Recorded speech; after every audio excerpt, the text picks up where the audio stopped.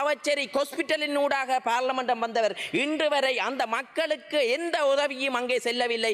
செல்லாதவர் தான் சொல்லுகிறார் யாழ்ப்பாணத்தில் எந்த பாதிப்பும் இல்லை என்று. யாழ்ப்பாண மக்களின் வாக்குகளை பெற்றுவிட்டு இங்கு யாழ்ப்பாண மக்களை தூட்டி திரிகிறார், கேவலப்படுத்தி திரிகிறார். இது எதிர்க்கட்சிகளின் சூழ்ச்சியோ அஜெண்டாவோ தெரியவில்லை. அதை உணர்வார் வெகு விரைவில் எதிர்வரும் காலத்தில். அதே மழை நேரங்களின் கூட உயிரிழந்தவர்களை நினைவு கூற யாழ்ப்பாணத்திற்கு வந்துவிட்டு திரும்பி அவரது குடும்ப மழையில் வெள்ளத்தில் பாதிக்கப்படும் என்று குடும்ப உறவுகளுக்கு தான் தெரியும். அந்த உணர்வு இன்றைய இந்த பார்லமெண்ட் உறுப்பினராக தெரிகிறது. கொழும்பில் இருக்கும் ஒரு குடும்ப உறவினர் தங்கள் வீடு வெள்ளத்தில் பாதிக்கப்படுவது என்று மக்களை கைவிட்டு விட்டு கொழும்புக்கு வந்து அதிசொகுசு வீட்டில் புலம்பெயர் தேச காசில் இருந்து அதிசொகுசு வீட்டில் மாடியில் நின்று அவர் நிம்மதியாக இருக்கின்றார். அதை நான் வீடியோவாக பார்க்கிறேன். அவர் யாருக்கு நன்றி செய்ய வேண்டும் என்றால் புலம்பெயர் தேச உறவுகளுக்கு அவர் நன்றி சொல்ல வேண்டும். அந்த மாடி வீட்டில் இருப்பதற்கு நான் பணத்திற்கு அதிகளவான நிதி ஒதுக்கினது என்று. ஆனால் நாங்கள் ஒன்றை கூறுகிறோம், அனைத்து பிரதேசங்களுக்கும் ஒரே சமமான ஜனாதிபதி நிதிகளை ஒதுக்கி இருக்கின்றார். அந்த வகையில் நாங்கள் யாழ்ப்பாணத்தில் உண்மையாகவே நாங்கள் வீதத்தை பார்க்கும்போது, பாதிக்கப்பட்ட வீதத்தை பார்க்கும்போது யாழ் மாவட்டத்தில் 8.48 வீதம் மக்கள் யாழ் மாவட்டத்தில் பாதிக்கப்பட்டிருக்கின்றார்கள். அதே போன்று கிளிநொச்சி பிரதேசத்தில் மக்களின் சனத்தொகையானது 1,35,000 மக்கள் தொகை குடும்பங்களை கொண்டுள்ளது. அதே நேரம் அங்கே இருக்கும் குடும்பங்கள் 50,752 குடும்பங்கள் இருக்கின்றன.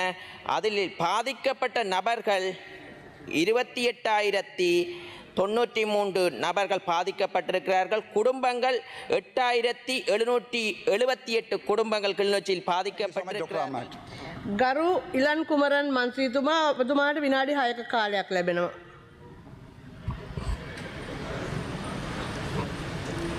பிரதிக்குழுக்களின் சபாநாயகர்களே, நான் யாழ் மாவட்டம் கிளிநொச்சி பாராளுமன்ற உறுப்பினர் என்ற வகையில் இந்த டிப்பா புயலில் பேரிடரில் உயிரிழந்த அனைத்து குடும்பங்களின் உறவுகளுக்கு எனது ஆழ்ந்த இரங்கலை தெரிவித்துக் கொள்கின்றேன். அதே நேரம் இந்த டிப்பா புயல் ஏற்பட்ட போது முப்படையினரும் இந்த களத்தில் இறங்கி அரசு உத்தியோகத்தர்களும் செயற்பட்டிருந்தனர்கள். அந்த மீட்பு பணியில் ஏற்படும் போது கூட அவர்களது உயிர்களையும் ஒரு சிலர் இழந்திருக்கின்றார்கள். அவர்களுக்கு ஆழ்ந்த இரங்கலை தெரிவித்துக் கொண்டு எனது உரைக்கு வருகின்றேன். நான் யாழ் மாவட்டம் என்ற வகையில் யாழ் மாவட்டத்தில் மொத்தமாக இருக்கின்ற குடும்பம் 2,13,391 குடும்பங்கள் யாழ் மாவட்டத்தில் வசிக்கின்றனர். அவர்களில் 6,34,904 அங்கத்தவர்கள் அங்கே வசிக்கின்றார்கள். அதில் பாதிக்கப்பட்ட குடும்பங்கள், இந்த மொத்த சனத்தொகையில் பாதிக்கப்பட்ட குடும்பங்களின் எண்ணிக்கை 16,918 குடும்பங்கள் பாதிக்கப்பட்டிருக்கின்றன. மொத்தமாக சனத்தொகையில் 53,828 அங்கத்தவர்கள் இந்த மழையினால் பாதிக்கப்பட்டிருக்கின்றார்கள். நாங்கள் உடனடியாகவே துரிதமாக எங்களது அமைச்சரவர்கள் உண்மையாகவே அவரை பாராட்ட வேண்டும். இந்த பார்லமெண்ட் முடிந்து உடனடியாகவே அவர்களது வீட்டு கொழும்பில் இருக்கும் போது கூட அவர் வீட்டுடன் கதைக்காமல் உடனடியாகவே ஒரு உடுப்பு கூட எடுக்காமல் யாழ்ப்பாணத்தை பயணித்த நிமித்தமாகத்தான் நாங்கள் இந்த அனர்த்தத்தில் இருந்து இடையில் வீதியில் இருந்து அனர்த்தத்தில் யாழ்ப்பாணம் சென்றடைந்து யாழ்ப்பாணத்தில் உண்மையாகவே இரவு பகலாக நாங்கள் அமைச்சரும் நாங்கள் சகல பார்லமெண்ட் வேலை செய்திருக்கிறோம். மொத்தமாக யாழ் மாவட்டத்தில் 59 இடைத்தங்கள் முகாம்களை அமைத்திருக்கின்றோம். இப்போது வரை 8 முகாம்கள் அங்கே இருக்கின்றன. பலர் கூறுகிறார்கள் யாழ்ப்பாணத்திற்கு அதிகளவான நிதி ஒதுக்கினது என்று. ஆனால் நாங்கள் ஒன்றை கூறுகிறோம், அனைத்து பிரதேசங்களுக்கும் ஒரே சமமான ஜனாதிபதி நிதிகளை ஒதுக்கி இருக்கின்றார். அந்த வகையில் நாங்கள் யாழ்ப்பாணத்தில் உண்மையாகவே நாங்கள் வீதத்தை பார்க்கும்போது, பாதிக்கப்பட்ட வீதத்தை பார்க்கும்போது யாழ் மாவட்டத்தில் 8.48 வீதம் மக்கள் யாழ் மாவட்டத்தில் பாதிக்கப்பட்டிருக்கின்றார்கள். அதே போன்று கிளிநொச்சி பிரதேசத்தில் மக்களின் சனத்தொகையானது 1,35,000 மக்கள் தொகை குடும்பங்களை கொண்டுள்ளது. அதே நேரம் அங்கே இருக்கும் குடும்பங்கள் 50,752 குடும்பங்கள் இருக்கின்றன. அதில் பாதிக்கப்பட்ட நபர்கள் 28,000 93 நபர்கள் பாதிக்கப்பட்டிருக்கிறார்கள். குடும்பங்கள் 8778 குடும்பங்கள் கிளிநொச்சியில் பாதிக்கப்பட்டிருக்கிறார்கள். கிளிநொச்சியில் பாதிக்கப்பட்ட வீதம் 20.8 வீதம் கிளிநொச்சி பிரதேசத்தில் அங்கே இருக்கும் சனத்தொகையில் பாதிக்கப்பட்டிருக்கிறார்கள். அந்த வகையில் அனைத்து பிரதேசங்களுக்கும் ஒரே விதமாக இந்த நாட்டின் தலைவர்கள் சேவை செய்கின்றார்கள். அதை நாங்கள் வாழ்த்த வேண்டும். உண்மையாகவே ஜனாதிபதி அவர்கள், நாட்டின் தலைவர்கள் அன்றைய தினம் விடிய காலமே இங்கே பார்லமெண்டத்தில் வந்து எங்களுக்கு உத்வேகம் அளித்ததின் நிமித்தமாகத்தான் நாங்கள் அங்கே அந்த பிரதேசத்துக்கு சென்று எங்களுக்கு ஒன்று தற்துணி ஒன்று ஏற்பட்டிருந்தது. ஜனாதிபதி அவர்கள் 3 நேர உணவை மக்களுக்கு உடனடியாக விநியோகிக்கும்படி உத்தரவை இட்டிருந்தார்கள். ஏனென்றால் அரச கட்டமைப்புகள், அரச இயந்திரத்துக்குள் இயற்றி கட்டப்பட்ட சட்டமூலங்கள் தான் முன்னைய காலத்தில் இருந்தன. அந்த சட்டமூலங்களில் ஒரு சில பொருட்களை கொள்முதல் செய்ய முடியாது. அந்த வகையில் நாங்கள் அங்கே சமைப்பதற்கு கூட விறகில்லாமல் இருக்கும்போது உடனடியாக கிளிநொச்சி மாவட்ட தலைவரிடம் நாங்கள் கூறியிருந்தோம், கேஸ் சிலிண்டரை வேண்டிக் கொள்ளுங்கள் சமைப்பதற்கென்று. அப்போது அவர்கள் கூறியிருந்தார்கள், இந்த கேஸ் சிலிண்டர் வேண்ட முடியாது என்று. உடனடியாக நாங்கள் சொல்றோம், இல்லை வேண்டுங்கள், பிறகு பார்ப்போம், அல்லது நாங்கள் நிதியை ஏதாவது வகையில் திரட்டி தருகிறோம். அந்த வகையில் நாங்கள் அந்த நடவடிக்கையை அமைச்சரினூடாக நாங்கள் எடுத்திருந்தோம். பலர் விமர்சனங்களை செய்கிறார்கள். உண்மையாகவே நாங்கள் விமர்சனம் செய்வர்களிடம் நாங்கள் ஒன்றை கூறுகிறோம், நாங்கள் எங்கள் நாட்டு ஜனாதிபதியவர்கள் நாங்கள் கூட நிற்கவில்லை, கல்விக்கு 25,000 ரூபாய் கொடுக்க வேண்டும் என்று அந்த வகையில் கொடுத்திருந்தார்கள்.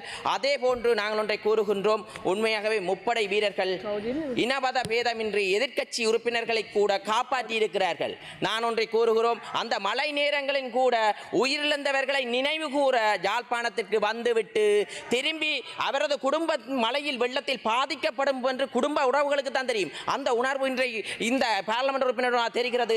கொழும்பில் இருக்கும் ஒரு குடும்ப தங்கள் வீடு வெள்ளத்தில் பாதிக்கப்படுவது என்று மக்களை கைவிட்டு விட்டு கொழும்புக்கு வந்து அதிசொகுசு வீட்டில், புலம்பெயர் தேச காசில் இருந்து அதிசொகுசு வீட்டில் மாடியில் நின்று அவர் நிம்மதியாக இருக்கின்றார். அதை நான் வீடியோவாக பார்க்கிறேன். அவர் யாருக்கு நன்றி செய்ய வேண்டும் என்றால் புலம்பெயர் தேச உறவுகளுக்கு அவர் நன்றி சொல்ல வேண்டும். அந்த மாடி வீட்டில் இருப்பதற்கு நான் நினைக்கிறேன், இந்த பார்லமெண்ட் உறுப்பினர் இல்லை என்றால் அந்த மாடி வீட்டில் அவர் இருந்திருக்க மாட்டார். அந்த சாவச்சேரி ஹாஸ்பிட்டலின் ஊடாக பார்லமெண்டம் வந்தவர் இன்று வரை அந்த மக்களுக்கு எந்த உதவியும் அங்கே செல்லவில்லை. செல்லாதவர் தான் சொல்லுகிறார் யாழ்ப்பாணத்தில் எந்த பாதிப்பும் இல்லை என்று. யாழ்ப்பாண மக்களின் வாக்குகளை பெற்றுவிட்டு இங்கு யாழ்ப்பாண மக்களை தூட்டி திரிகிறார், கேவலப்படுத்தி திரிகிறார். இது எதிர்க்கட்சிகளின் சூழ்ச்சியோ அஜெண்டாவோ தெரியவில்லை. அதை உணர்வார் வெகு விரைவில் எதிர்வரும் காலத்தில். அதே நேரம் நாங்கள் பக்கபலம் இல்லை, அமைச்சரை நாங்கள் வாழ்த்த வேண்டும். உண்மையாகவே அவர் மலையகத்தில் சென்று சேவை செய்ய வேண்டும். மலையகத்தில் சேவை செய்யும் போது என்ன உத்வேகம் அவருக்கு ஏற்படும். ஏனென்றால் அவரது கிளாஸ்மேட் இருப்பினும், நண்பர்கள் இருப்பினும் அந்த உறவு. அந்த வகையில் நாங்கள் அமைச்சரவர்களை கடவுளாகவும் அதே நேரம் அவரை ஒரு அப்பாசானத்திலிருந்து நாங்கள் நினைக்கின்றோம். யாழ்ப்பாண மக்களில் தனிப்பட்ட அபிப்பிராயத்தை வைத்து யாழ்ப்பாண மக்கள் அங்கே சென்று செல்கிறார். ஒரு சிலர் அரசியல் நோக்கத்துக்காக உடுப்புகளை கேலி செய்கிறார்கள். ஒரு உடுப்பு கூட இல்லாமல் அங்கே வந்திருந்தவர் அங்கே இருக்கும் உடுப்புகளைத்தான் போட்டு தெரிந்திருக்கிறார். இந்த வகையில் நாங்கள் உணவுப் பொருட்களை புலம்பெயர் தேசத்தில் இருந்து கூட பலர் உதவி செய்திருந்தார்கள். உணவுப் பொருட்களாக கட்சிக்காரர்களை தந்திருந்தார்கள். நாங்கள் சென்று விநியோகித்திருந்தோம். ஆனால் கட்சி காரியாலயத்தில் அந்த உணவு போதி ஒரு பாசல் கூட இல்லை. நான் வழங்கும் போது எங்கள் சகோதர உறுப்பினர்கள் சொன்னேன், எங்கட கட்சி காரியாலயத்துக்கு தான் நிவாரணம் தர வேண்டும் என்று நான் நினைத்திருந்தேன். ஏனென்றால் நாங்கள் அங்கே சாப்பிடுவதற்கு கூட எங்கள் கட்சி காரியாலயத்தில் உணவுப் பொருட்கள் இல்லை. நாங்கள் மக்களின் பணத்தை ஒரு சதத்தை ஏனும் வீண் விரயம் செய்யவில்லை. மக்களுக்கு என்ற வந்த நிதியை மக்களுக்கு கொடுக்க. அந்த வகையில் ஜனாதிபதி அவர்கள் புலம்பெயர் தேசத்தில் இருந்து பலர் நிதிகளை ஒதுக்கி இருக்கிறார்கள், போடுகிறார்கள். அதை கூட எமது கட்சிக்கு வேண்டவில்லை.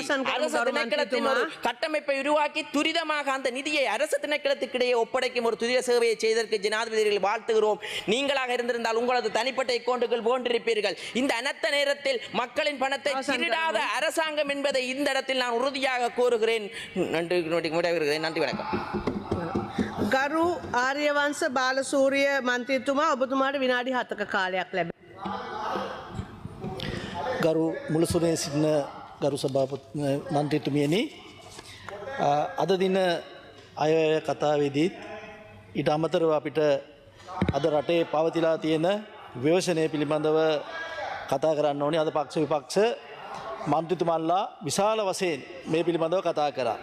ඉතින් දිට්ටා සුලිකුණාටුව තුලින් මේ වෙනකොට විශාල වශයෙන් பாராளுமன்ற உறுப்பினர் கருணைநாதன் இளங்குமரன் இன்றைய தினம் பாராளுமன்ற வரவு செலவு திட்ட விவாதத்தின் போது உரையாற்றினார். இதன்போது இவர் பாராளுமன்ற உறுப்பினர் அர்ஜுனா ராமநாதனை மறைமுகமாக குற்றஞ்சாட்டி உரையாற்றினார்.